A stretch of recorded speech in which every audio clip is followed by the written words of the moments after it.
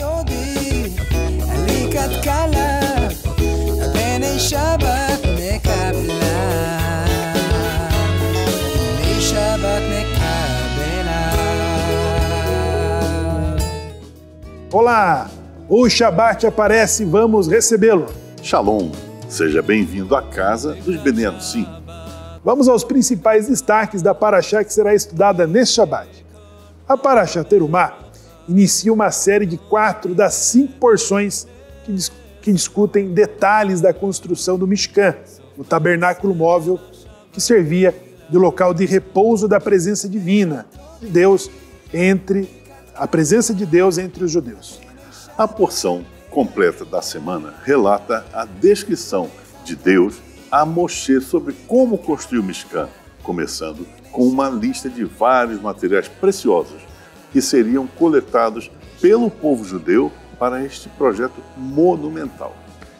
Deus descreve a magnífica arca de madeira de ouro que abrigará as tábuas dos 10 mandamentos, completa com a sua cobertura deslumbrante, representado com 2 querubins que são anjos com rostos de crianças, um voltado frente ao outro. Em seguida, Deus entrega a Moshe as plantas do Shulhan, a mesa sagrada sobre o qual os lehem, rapanim, os pães de proposição, serão colocados a cada semana.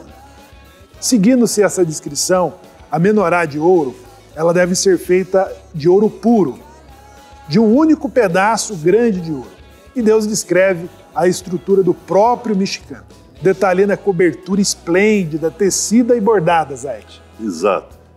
As cortinas, as divisões e as paredes externas móveis.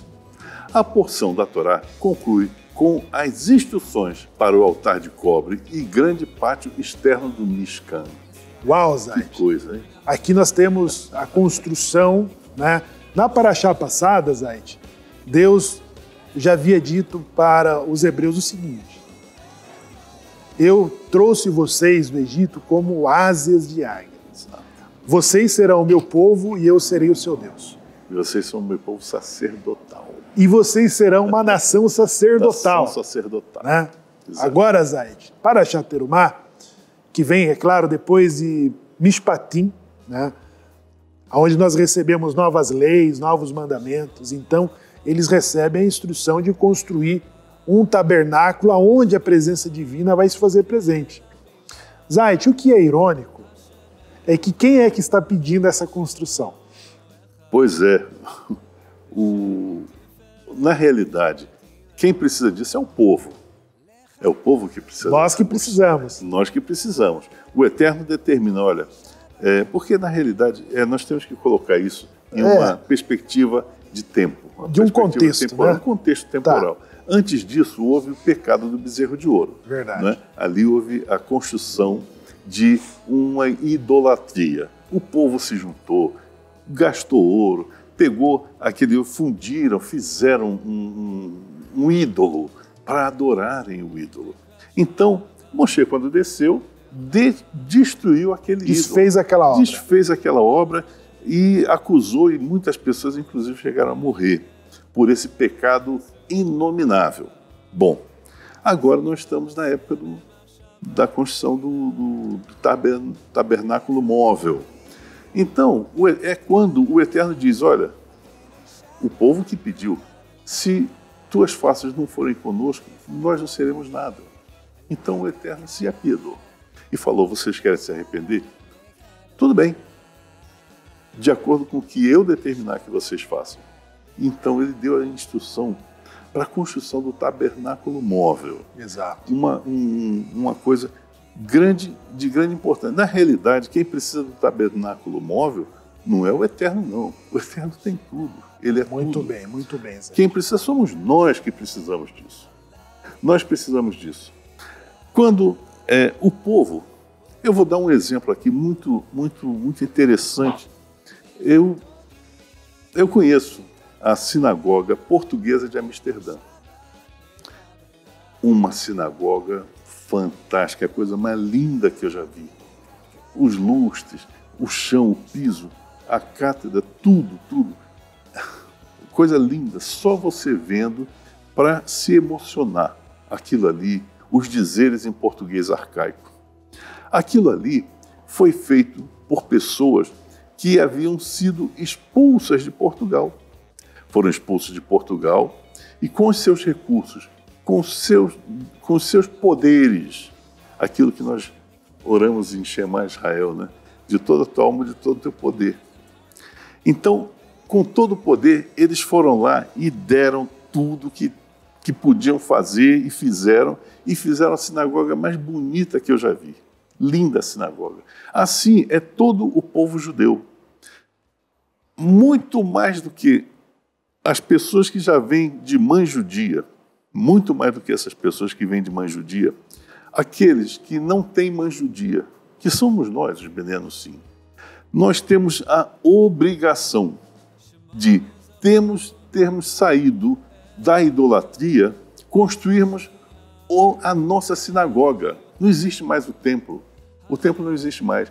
No lugar do templo, nós temos a sinagoga.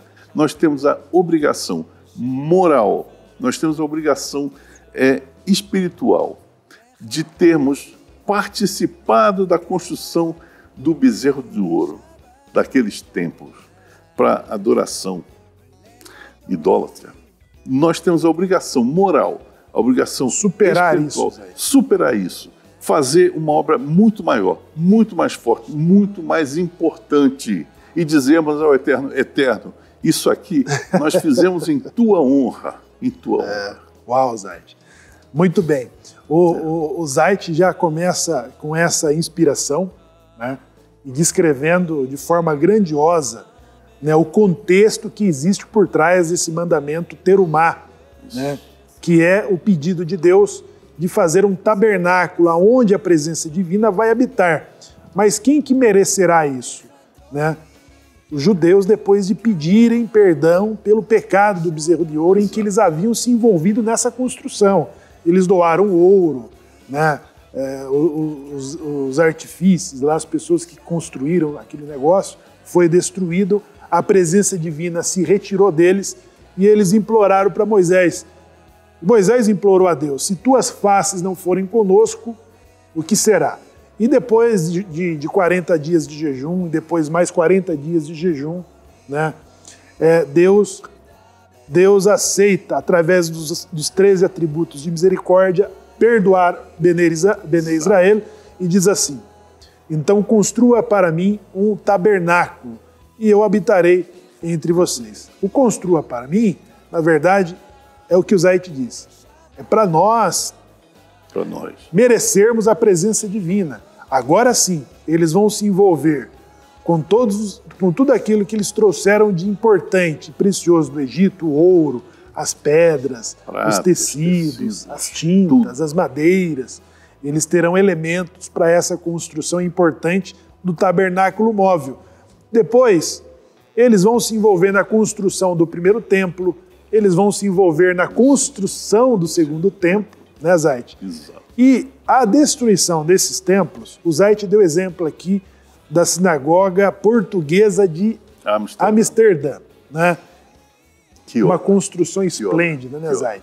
Esplêndida. E é assim em todos os lugares onde a presença judaica está. No Brasil, na Argentina, no norte da América, na Europa. As sinagogas são construções esplêndidas. Esplêndidas. Né? Por quê? Tão esplêndida que nem os nazistas tiveram coragem de destruir aquela obra. Exatamente, porque a arquitetura, né, tudo, o projeto, algumas sinagogas foram poupadas das suas destruições porque é uma obra de arte. Obra linda, feita no capricho, no esmero. Nos envolvermos na construção de uma sinagoga, né, os binenos sim, né, Zait? Os binenos sim, os marranos, os cristãos novos que estão retornando, né, eles não são acolhidos na comunidade organizada de que já preparou toda a sua estrutura, a sua sinagoga, o seu cemitério, o clube, né, Zait? O hospital, as escolas israelitas, tudo isso está pronto. Então, o bineno sim, o judeu retornado, ele precisa se envolver nessa construção. Exato. E muito que, a propósito, né, Zait, no seu exemplo, Ontem, os cristãos novos estavam envolvidos no bezerro de ouro, na construção de igrejas, na construção de outras coisas, e se aplicaram a isso, né?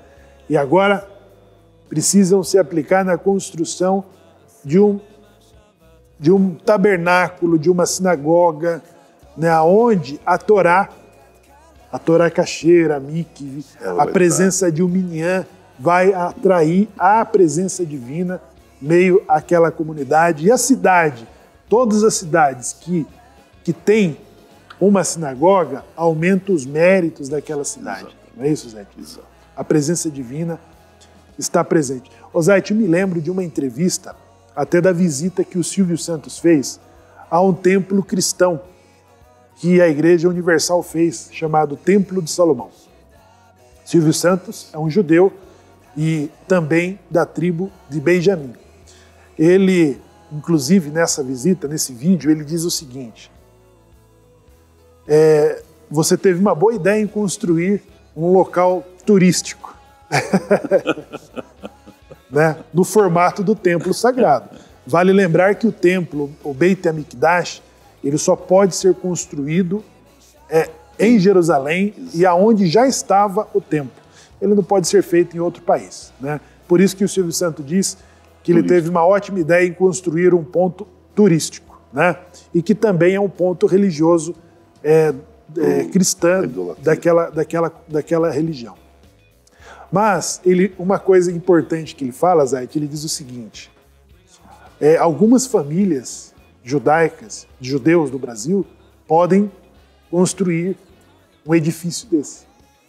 Ele falou algumas famílias, ele falou, é preciso no Brasil de algumas famílias de judeus para construir um prédio desse, né? Algumas famílias. Ou seja, ele falou assim, mas em Nova York, uma única família faz um prédio desse, porque lá eles são judeus mais ricos do que nós. São judeus que foram expulsos do Brasil e que se instalaram em Nova York. Bem lembrado, né? Os judeus, a comunidade judaica, eles são os judeus holandeses, né, de Pernambuco, que foram expulsos, né, e construíram Nova Amsterdã. Ou seja, pessoal, a obrigação judaica, da alma judaica, é se envolver num tikkun, numa construção em que melhoramos o meio ambiente e principalmente quando se trata de reunir o minyan, um ambiente limpo, né, em que nós não medimos os esforços de nos envolvermos nessas construções e também, Zayt, e de servir com toda a alma e com todo o meu poder. Coração, né? Alma e poder. Coração, alma e poder. Exato. Poder equivale não só aos esforços físicos, mas também o nosso poder aquisitivo naquilo em que nós acreditamos que a Shekhinat Hashem habita e faz presente. Então, é um desafio para a comunidade judaica emergente se envolver, né, na comunidade que está na sua cidade, na sinagoga, na construção da mikve, do cemitério. Né? Nós precisamos superar a construção do bezerro de ouro, né? Uma coisa interessante nós entendermos é o seguinte: não havia judeus em Amsterdã. Eles saíram de Portugal pela expulsão por Dom Manuel I, o Venturoso, e se instalaram ali.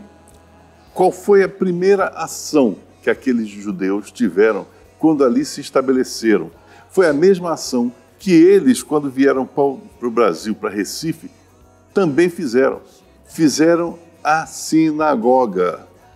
Só que os judeus que foram para Amsterdã fizeram uma sinagoga imensa, uma sinagoga riquíssima, uma sinagoga que até hoje você vai lá e fica quase sem respiração de ver o esforço, de ver o valor daquelas pessoas que estiveram ali. E o que é interessante é o seguinte: existe ali uma placa, eu fiz até uma fotografia dessa placa, é a placa inaugural da sinagoga. Ali está dizendo os nomes daquelas pessoas que participaram do projeto da construção, aquelas pessoas que fizeram a obra, aquelas pessoas que doaram para fazer aquela obra. Até hoje, isso foi 1650, alguma coisa assim. Até hoje, o nome deles está ali. Agora, você imagina o seguinte, o orgulho, a honra que sente um dos descendentes daquele ali, que são uma imensidade, quando chegam ali e vê, esse aqui foi meu avô da 8ª geração, 10ª geração, lá a geração que fosse.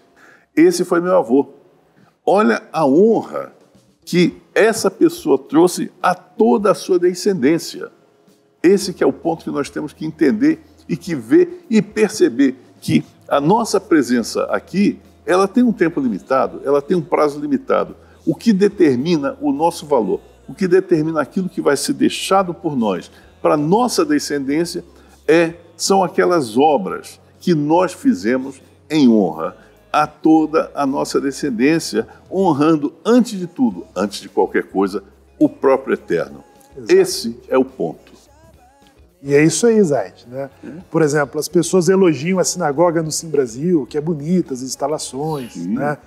Mas nós não contratamos uma empreiteira para construir, né, em função do poder aquisitivo dessa sociedade aqui, de Ponta Grossa, né? Como também da de Campinas, da de Brasília, né? Então nós juntamos as nossas forças quando não nos envolvemos nessas construções. Exatamente. O Zait, o Shimuel, o Shimon, o Malahai, o Shaul. Virando massa de concreto.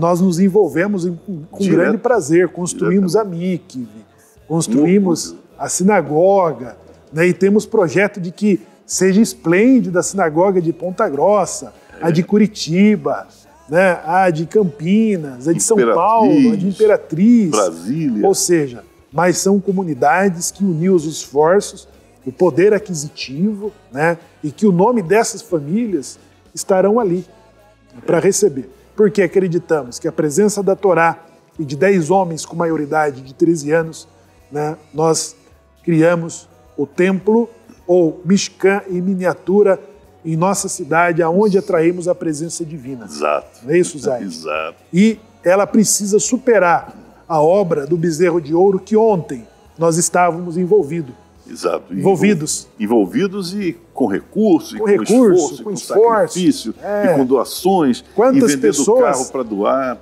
sabe? Quantas pessoas, né, Zay, construíram igrejas, né, outros templos, e de repente descobre-se, poxa, eu tenho origem judaica, né? Ela consegue abrir mão de toda aquela temática, existe um Deus daquela eterno, temática da teologia cristã, do Novo Testamento. Ela se resolve, poxa, eu tenho origem judaica e eu preciso me aproximar dessas origens. Agora, então, ela tem um novo desafio de se envolver na construção do Mishkan. Terumá, passou. Um presente. Você quer a minha presença divina? Quer acender a centelha da tua alma judaica? Terumá, faça um tabernáculo e eu habitarei entre vocês. Entre vocês, exatamente. O ponto interessante é o seguinte, quando o Eterno determinou isso, ele falou assim, eu vou deixar tudo para trás. E você vai deixar tudo para trás. Aquela idolatria, aquele bezerro... Foi moído. Acabou, foi moído. Foi moído, as pessoas envolvidas naquilo ali foram obrigadas a beber daquele pó moído de ouro e morreram. Então, aquilo passou, aquilo foi. Quem sobrou, ou seja, aqueles que de fato estão buscando o Eterno, a presença do Eterno, aqueles já é uma nova vida, é como fosse uma nova vida, a vida antiga já foi. Então, essa nova vida, muito mais do que aquela vida anterior, ela tem que ser desenvolvida, porque essa vida, ela vai ser criada no momento em que você estiver ali. Para quê? Para servir ao Eterno, apenas, pura e tão somente ao Eterno. O Deus de Israel, o Senhor dos Exércitos. Esse é o seu nome. É isso aí. Então, a todos vocês, judeus emergentes, a todos vocês, Binyamin Sim, a todos vocês, cristãos novos, né? A Parashat Terumá é uma importante lição para o momento do chamado de retorno de todos esses judeus que foram sequestrados pela Inquisição e que agora têm esse novo desafio de construir um Mishkan, de construir um tabernáculo, de construir uma sinagoga, e de atrair a presença divina através da elevação dos méritos, dos esforços e do poder aquisitivo, o qual nós não devemos medir esses esforços em nos envolvermos, né, Zay? Exatamente. Lembra um ponto importante. Se hoje você, Beneno sim, está vivo, é porque um antepassado teu abriu mão da proteção das asas do Eterno. Abriu mão dessa proteção. E a ele foi permitido viver. E a você, devido a ele viver, hoje você vive. Então, isso que você hoje é, você precisando retornar. Você precisa retornar ao Eterno, à adoração ao Eterno, ao estudo do Eterno, a cumprir os 613 mandamentos. Isso você tem que fazer com um esforço muito maior do que aqueles cuja mãe é judia e cuja a ancestralidade é conhecida desde os filhos de Jacó. Enfim, você, como eu, como Shemuel, como todos nós, temos que fazer um esforço hercúleo, um esforço muito maior e muito mais forte com o nosso coração, com a nossa alma e com o nosso poder. Uau! Essa é a nossa missão. É isso aí, pessoal. E para concluir, né? Para concluir, o Zait disse que o Criador do Universo pede para os hebreus se envolverem nessa construção. Aquele que criou os céus e a terra, o universo, que criou a luz, ele mesmo não se envolveu na casa que é chamada pelo seu nome, né? Também Davi desejou se envolver nessa importante construção, do qual só Shilomo teve o mérito, seu filho, né? Do qual Esdras, do qual Neemias tiveram a oportunidade e a chance de se envolver numa importante construção como essa, da qual eu havia dito Natan. Construir uma casa para Deus, a terra é o escabelo de seus pés, né? Mas como coparticipantes da criação, Deus espera de que venhamos a superar nessas construções aonde a sua presença, a Shechinat Hashem, possa ser percebida por todos os judeus e por todos que ali estiverem. Lembra do que foi dito no início. E vocês serão para mim uma nação sacerdotal, ou seja, de inspiração a todos os povos vizinhos, e que eles também venham no futuro, e breve, reconhecer a onipotência, o único Deus de Israel.